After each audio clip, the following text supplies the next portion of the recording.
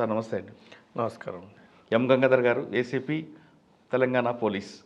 Yes. Sir Gachibowli కేసులో తీసుకుంటే చాలా ఇంపార్టెంట్ కేసు కనిపిస్తుందండి. ఫస్ట్ అన్నోన్, తర్వాత నోన్ అవ్వడం, తర్వాత ఎక్కిజుడు, అందులో మన స్టేట్ కాదు డిఫరెంట్ ప్లేస్లో ఉంటారు, వాళ్ళందరిని తీసుకురావడం, తీసుకొచ్చి అరెస్ట్ చేయడం అని కాకుండా ఆ చైన్ తెగిపోకుండా జాగ్రత్తగా మీరు ఇన్వెస్టిగేషన్ చేయడం, దాంతో వాళ్ళకి కన్విక్షన్ వచ్చింది. ఫస్ట్ వాళ్ళని లైఫ్లో కన్విక్షన్ తీసుకొచ్చినందుకు మీకు కంగ్రాట్స్ చెప్తున్నాను. Thank you. రైట్. ఒక ఆఫీసర్కి లా అండ్ ఆర్డర్ ఎంత ఇంపార్టెంటో కేసులో కన్విక్షన్ తీసుకురావడం కూడా అంత ఇంపార్టెంట్. ఎంత కన్విక్షన్ రేట్ వస్తే వాళ్ళకి అంత సాటిస్ఫాక్షన్గా కనిపిస్తుంది లా అండ్ ఆర్డర్తో పాటు. ఒక ఐఓ ఒక కేసులో కన్విక్షన్ తీసుకురావడానికి ప్రాపర్గా ఇన్వెస్టిగేషన్ ఎలా చేయాలి అంటే సీన్ ఆఫ్ ఎఫెన్స్ దగ్గర నుండి చార్జ్ షీట్ వేసే వరకు ఐఓ యొక్క రోల్ ఎలాగుంటుంది అంటే మీరు ఇందాక చెప్పినట్లుగా సీన్లో ఎలా ఫస్ట్ ఏం తీసుకురావాలి, ఒక్కోసారి సీన్లో ఏం దొరకపోయినప్పుడు ఏం చేయాలి మనం అంటే ప్రతి నేరం దగ్గర నేరస్తుడు ఒక చిన్న క్లూ అని ఒక విజిటింగ్ కార్డ్ పడేస్తాడు, అది పట్టుకోవడం అనేది ఐఓ యొక్క స్కిల్. ఆ స్కిల్స్ ఎలా మనం చూపించాలి. గచ్చిబౌలి కేసుతో పాటు మీ సర్వీసులో గతంలో జరిగిన మంచి కేసులు చెప్పండి. ఈ రెండు ప్రశ్నలు సమాధానం చెప్పే ముందు గంగాధర్ గారు బై చాయిసా బై ఛాన్సా యూనిఫామ్ వేసుకోవడం? 1998 బ్యాచ్ సబ్ ఇన్స్పెక్టర్ నేను. నాకు యూనిఫామ్ మీద ప్యాషన్తోనే నేను ఈ సర్వీస్ ఎంచుకోవడం జరిగింది. అంటే ప్యాషన్ కాకముందు ఒకసారి మీ కుటుంబ నేపథ్యం, ప్యాషన్ అవ్వడానికి గల కారణం ఏంటి చెప్పండి. మేము నిరుపేద కుటుంబం మాది. మా నాన్నగారు అమ్మ అంత కూలి పని చేసుకొని సంచార జీవితం గడిపేవాళ్ళు. మా నాన్నగారు ఒక దగ్గర సెటిల్మెంట్ ఏర్పాటు చేయడం వల్ల అక్కడ చదువుకోవడం. ఎక్కడ native Nizamabad Armoor Nizamabad district. Okay. Armoor town Nizamabad district. చదువుకోవడం, యూనివర్సిటీకి ఉస్మాన్ యూనివర్సిటీకి సెలెక్ట్ కావడం, అక్కడ హాస్టల్లో ఉండి చదువుకోవడం, సబ్ ఇన్స్పెక్టర్ పోస్ట్ వచ్చే వరకు కూడా యూనివర్సిటీలో ఉన్నాను. బట్ అంతకంటే ముందు నాకు ప్యాషన్ ఏర్పడడానికి కారణం ఏంటంటే నేను ఎన్సీసీ క్యాడెట్. యూనిఫామ్ నేను డిగ్రీలో వేయడం జరిగింది. ఎన్సీసీలో సీనియర్ అండర్ ఆఫీసర్ స్థాయికి ఎదిగాను నేను. అదేవిధంగా అక్కడ ఉన్నటువంటి కొన్ని క్యాంప్స్ అన్నీ కూడా బాగా ఎఫెక్టివ్గా అటెండ్ చేయడం, క్యాంప్స్లో కాంపిటీషన్స్ అన్నీ కూడా మంచి ప్లేస్ సాధించడం, అట్లా ప్యాషన్ ఏర్పడింది. సార్ మీరు ఆర్మూర్లో నిజామాబాద్ ఉన్నప్పుడు మీ చిన్నప్పటితనంలో నక్సల్స్ మూవ్మెంట్ బాగుండేది. మీరు ఎప్పుడైనా ఆ ప్రాబ్లం ఫేస్ చేస్తారా? ప్రాబ్లం అని కాదు, ఆ సీన్ ఎప్పుడైనా చూసారా? చూసేది.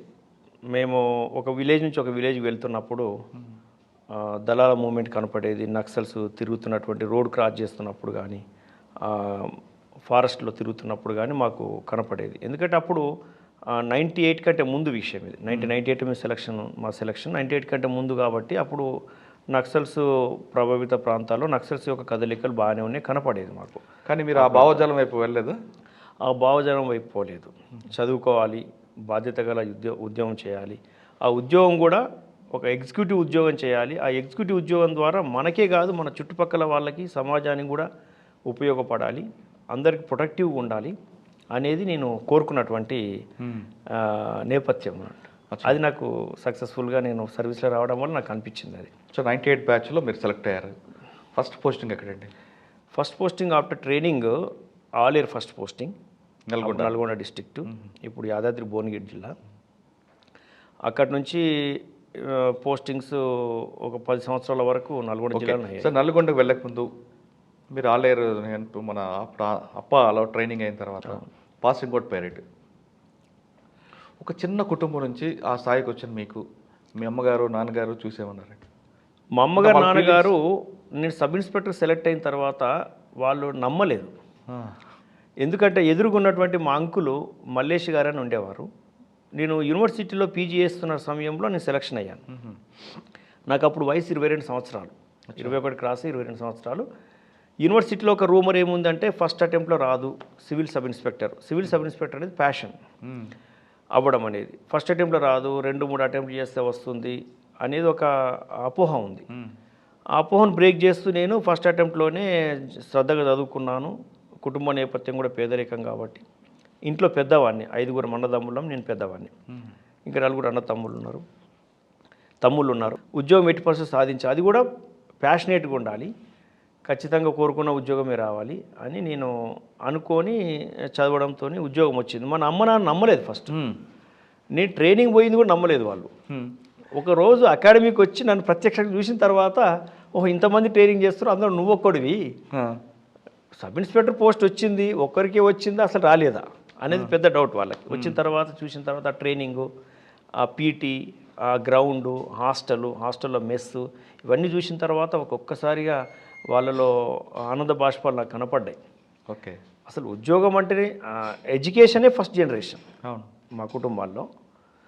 అందులో పోలీస్, దాంట్లో పోలీస్ ఆఫీసరు, దట్ ఒక ఫీల్డ్ కమాండర్ పోస్టు. అదంతా చూసిన తర్వాత వాళ్ళలో ఒక ఆనంద బాష్పాలు, సంతోషం ఉంది. అట్ ద సేమ్ టైం మీరు అన్నట్టు ఫస్ట్ క్వశ్చన్ వేశారు కదా, నక్సల్స్ ప్రభావిత ప్రాంతాలు, నక్సల్స్ ప్రభావం, మా ఏరియా కూడా నక్సల్స్ ప్రభావిత ప్రాంతమే కాబట్టి ఆ భయం కూడా కొంత ఉంది. సార్ అందరూ ఉద్యోగం చేస్తారు, బతుకుతున్నారు, ఉద్యోగం చేస్తున్నారు కాబట్టి ఆ ధైర్యం అయితే వాళ్ళకు ఉంది, ఆ సంతోషం అయితే వాళ్ళకి కనిపించింది. ఓకే.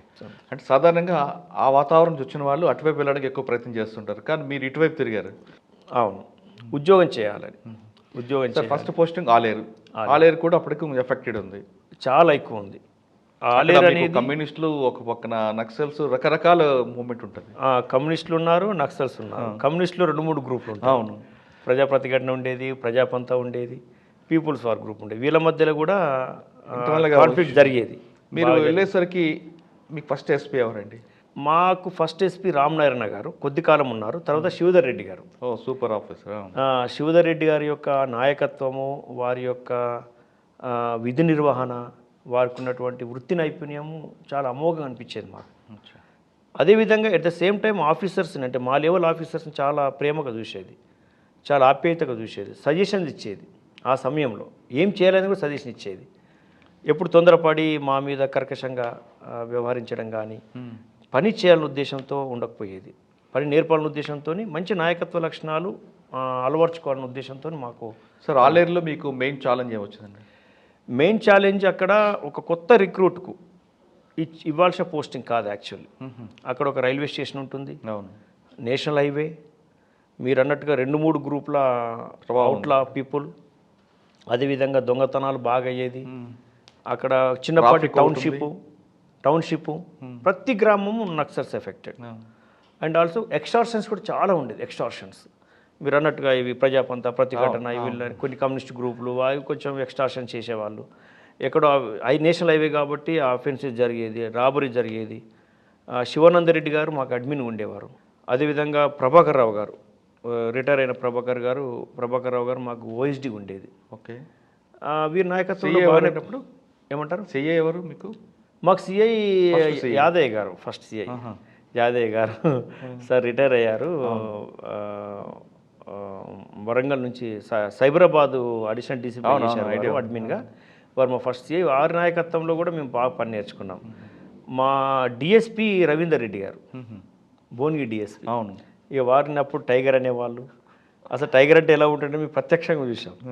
అడవుల్లో పోయినప్పుడు టైగర్ అయితే కనబడలే, కానీ సమూహాల్లో అర్బన్లో అయితే టైగర్, ఆజాన్ బావుడు, ఆయన పోలీసింగు, ఆ పద్ధతి, ఆ ఓపిక, అదంతా చూస్తే మళ్ళా ఒకవైపు ఆపరేషన్స్ అంతా టఫ్గా ఉన్నప్పటికీ ఆఫీస్లో ఫైళ్ళు చూడడము, వెరిఫై చేయడము, పని నేర్పడం కూడా అంతా సున్నితంగా ఉండేది.